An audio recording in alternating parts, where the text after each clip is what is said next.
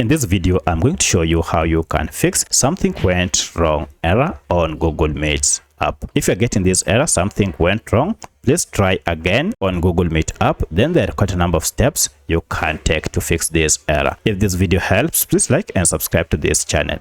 This will list all the apps you have on your smartphone.